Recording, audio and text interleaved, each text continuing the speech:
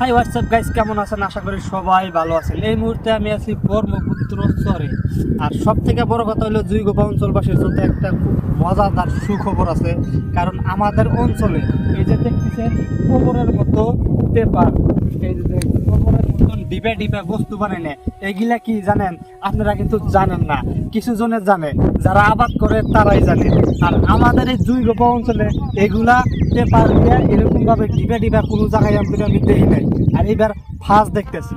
তো যাই হোক, এগুলা হলো একটা আবাদ করার সিস্টেম। আর এগুলা দেখতেছেন, এগুলা পেপার, এগুলা হলো মালচিং পেপার। এগুলা অন্য অন্য জায়গায় বা অন্য অন্য জেলায় এগুলা আবাদ করা হয়, কিন্তু আমাদের জুইগোপা অঞ্চলে কিন্তু কেউ করে নাই। এইবার ফাঁস আনা হয়েছে।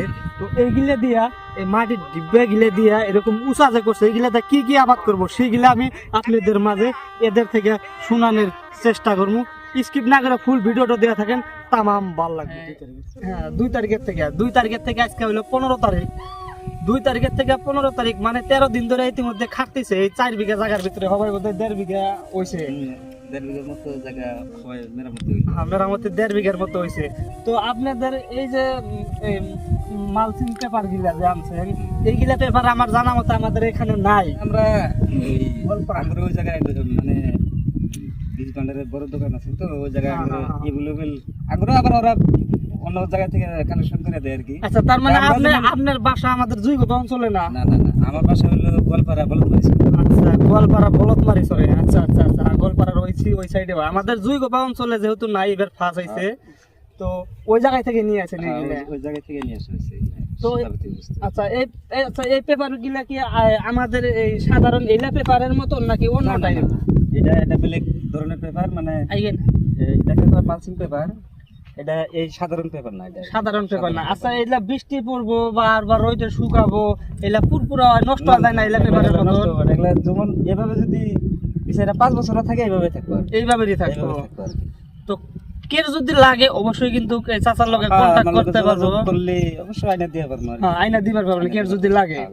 আর ইতিমধ্যে 4 বিঘা ক্ষেতের ভিতরে আপনাদের ফল আসার আগে মোটামুটি কত টাকা খরচা হবো আর কি কি গাছ লাগাবেন, এগুলা আমার বিস্তারিত আমার দর্শকে জানাই দেন। কি কি গাছ লাগানোর নিয়োগ করছেন? আমরা যেমন ভ্যারাইটি এই সিজনের যেগুলা সবজি হয় আর কি, আমরা কেরেলা বা খিরা বা এই ভোল, ঝিকা, লেসরা, এই ধরনের ভ্যারাইটি 10-12টা আইডিয়া রাখছেন।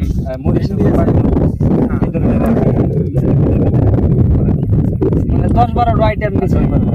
আচ্ছা, মোটামুটি 4 বিঘা ক্ষেতের ভিতরে এই যে মালচিং পেপার গুলা কত টাকার পেপার যাবো? এটা মোটামুটি 4 বিঘা ক্ষেতে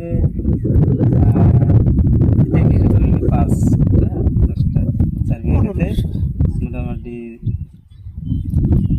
10টা, মোটামুটি ধরেন 18-20 মতো মালচিং। 20,000 টাকার মালচিং যাবো। তার মানে 1 বিঘা ক্ষেতে 5,000 টাকা পেপার যাবো। তো 5,000 টাকার 1 বিঘা ক্ষেতের পেপারই খরচা আছে। তার পাশে আপনার তো আরো তো আবিজাবি বস্তু বহুত আছে, বহুত খরচা আছে আর কি। ম্যাক্সিমাম 3 জন মানুষ আবাদ হওয়ার আগেই, সব তো আল্লাহর ইচ্ছে, আবাদ হওয়ার আগেই ম্যাক্সিমাম 1 লাখ টাকার মতো 1-1.5 লাখ টাকা খরচা হয়ে যাবো। হ্যাঁ, তার পাশে যদি আল্লাহ দেয় তাহলে সে নিতে পারবো। আলহামদুলিল্লাহ, যদি আল্লাহ সাথী দেয় তাহলে ইনশাআল্লাহ সবাই দোয়া করবেন এদের জন্য। যেহেতু আমাদের জুইগোপা অঞ্চলে এরকম আবাদ নাই, যার জন্য ভালো লাগতেছে আমার, আর যার জন্য এত ফাঁকে থেকেও ভিডিও করবার নিয়ে গেছি। আর বিস্তারিত যেগুলা গাছ গাড়া হবো আর যেগুলা গাছটা যে জায়গায় হবো, সবগুলা বস্তু আমি আপনাদের মাঝে একদম ফার্স্টের থেকে লাস্ট পর্যন্ত দেখানোর চেষ্টা করবো। দেখেন, এই যে এই জমিটা দেখতেছেন, এইখানে জমি, আর ওই যে ওই সিধাও গাছ, ইতিমধ্যে দেখেন কি সুন্দর মজাদার একদম। তো ভিডিওটা ভালো লাগলে অবশ্যই শেয়ার করতে ভুলবেন না।